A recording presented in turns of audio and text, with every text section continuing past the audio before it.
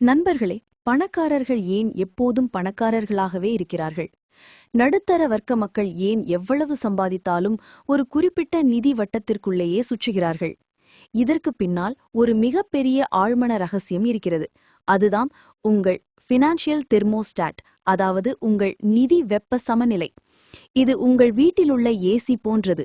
நீங்கள் 30,000 சம்பாதிக்கலாம் என்று உங்கள் ஆழ்மனம் செட் செய்தால், திடீரென 60,000 கிடைத்தாலும், ஒரு ஷாப்பிங், ஒரு அவசர செலவு அல்லது தேவையற்ற முதலீடு என ஏதோ ஒரு வகையில் அந்த பணம் வெளியேறி உங்களை மீண்டும் 30,000 ரேஞ்சுக்கு கொண்டு வந்து நிறுத்திவிடும். இது உங்களை சுற்றியுள்ள கண்ணுக்கு தெரியாத ஒரு கம்பிவேலி. எனக்கு ஒரு உதவி மட்டும் செய்யுங்கள். ஒரு லைக் போட்டு வீடியோவை பாருங்கள். பகுதி 2. உங்கள் வரம்பு ஏன் முக்கியம்? நம்பவே மாட்டீர்கள், ஆனால் பல கோடீஸ்வரர்கள் திவாலாகி பின் குறுகிய காலத்தில் மீண்டும் செல்வந்தர்களாக மாறுவார்கள். ஏன் தெரியுமா? காரணம், அவர்களின் நிதி தெர்மோஸ்டாட் எப்பொழுதும் கோடிக்கணக்கில்தான் செட் செய்யப்பட்டிருக்கிறது. சராசரி மனிதனின் ஆழ்மனம் அதிக பணத்தை பயம் என்று பார்க்கிறது. அதிக பணம் இருந்தால் அதிக பொறுப்பு வரும், வரி கட்ட வேண்டும், தூக்கம் போய்விடும் போன்ற தவறான எண்ணங்களை உங்கள் பெற்றோர்கள் அல்லது சமூகம் மூலமாக பதிவேற்றி வைத்திருப்பீர்கள். இந்த குறைவான வரம்புதான் உங்களை தடுத்து நிறுத்துகிறது. பகுதி 3. தெர்மோஸ்டாட்டை உடனடியாக மாற்றுவது எப்படி? தெர்மோஸ்டாட்டை உடைத்து புதிய உயரத்திற்கு மாற்றுவது எப்படி?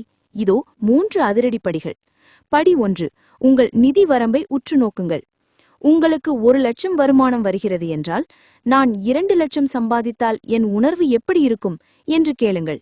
பயமாக இருக்கிறதா? குற்ற உணர்ச்சியா? அந்த வரம்புக்கு காரணம் என்ன என்று எழுதி பாருங்கள். அந்த பழைய நம்பிக்கையை ஒரு பொய் என்று முத்திரையிடுங்கள். படி 2. புதிய உயர்ந்த வெப்பநிலையை செட் செய்யுங்கள். உங்கள் இலக்கு வருமானத்தை, உதாரணமாக மாதம் 5 லட்சம் வை உண்மையிலேயே நம்புங்கள். தினமும் கண்ணாடியை பார்த்து சொல்லுங்கள், நான் 5 லட்சம் ஈர்க்க தகுதியானவன், இது என் புதிய நார்மல். பணத்தை வெறும் காகிதமாக பார்க்காமல் அது உங்கள் வாழ்க்கைக்கு கொண்டு வரும் சந்தோஷத்தை பற்றி கற்பனை செய்யுங்கள். இந்த உயர்நிலை எண்ணங்களை உங்கள் ஆழ்மனதில் மீண்டும் மீண்டும் பதிய வையுங்கள். படி 3. அப்ஸ்கில் செய்யுங்கள். 5 லட்சம் சம்பாதிக்கும் ஒரு நபர் என்ன செய்வார்? அவர் என்ன வாசிப்பார்? எப்படி முதலீடு செய்வார்? எந்த முடிவுகளை எடுப்பார்? நீங்கள் இப்போதே அவராக செயல்பட ஆரம்பிக்க வேண்டும். சிறிய விஷயங்களில் முதலீடு செய்யுங்கள். உங்கள் அறிவை மேம்படுத்திக் கொள்ளுங்கள். இந்த செயல்கள்தான் புதிய வரம்புக்கான உரிமத்தை உங்கள் ஆழ்மனதிற்கு வழங்குகிறது. பகுதி 4. முடிவுரை. நண்பர்களே, நீங்கள் எப்பொழுதும் ஒரு குறிப்பிட்ட வரம்பிற்காக பிறந்தவர் அல்ல. உங்கள் நிதி கட்டுப்பாட்டு கருவியை நீங்களேதான் செட் செய்திருக்கிறீர்கள். அதை உயர்த்தும் சக்தி உங்களிடமே உள்ளது. இன்றே செயல்படுங்கள். உங்கள் புதிய நிதி இலக்கை நோக்கி இந்த நிமிடமே ஒரு படியை எடுத்து வையுங்கள்.